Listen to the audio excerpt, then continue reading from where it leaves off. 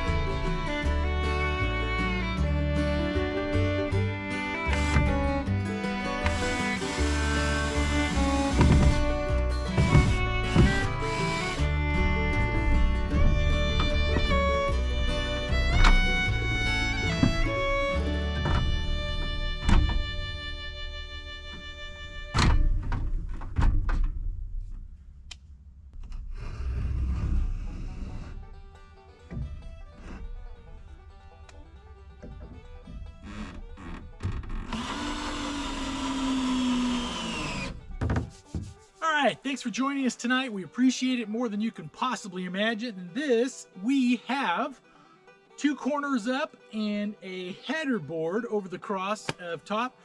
And remember, none of these boards are perfect. The reason this is called the chainsaw cabin is we have hand milled every single board so far. No chainsaw mill. This is basically just eyeballing it with a chainsaw.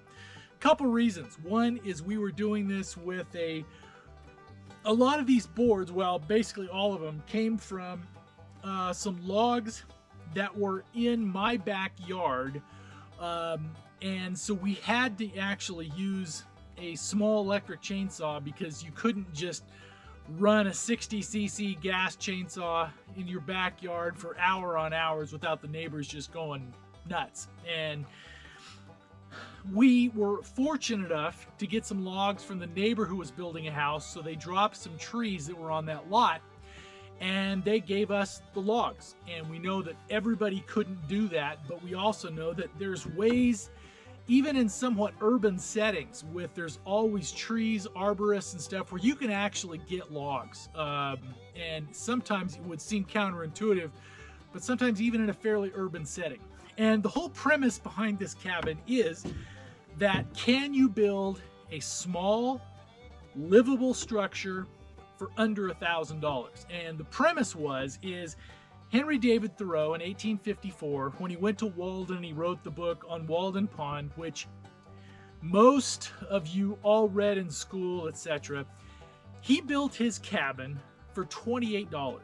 It was a 10 by 15 cabin. This one is 10 by 12. This one's only 120 square feet. His was 150 square feet. But this one is the size that you can build without a permit in most counties. Not all, some are more, some are less, but for the most counties, in the county we're in, 120 square feet. It will have a small sleeping loft, so we believe that with this will be a more functional structure than Henry David Thoreau's was in 1854. One of the things I didn't like about his was that it was all one room. So basically your bed, everything else was in one room. And this way, you'll be able to have a sleeping loft, so you'll be able to at least separate living and sleeping quarters a little bit. But so the whole goal is to get roofing on, windows, doors, everything for under $1,000. So it's been a long process to get to this point, but now we're working on walls. So basically, like we said, this is a single wall construction. What does that mean?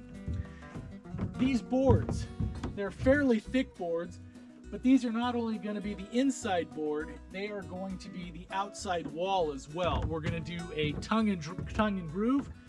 This header board up here, and this is just tacked together for right now. Some of these we're probably actually going to, once we tighten up some of the measurements on them, we're actually going to bolt some of it together, so it's some increased strength.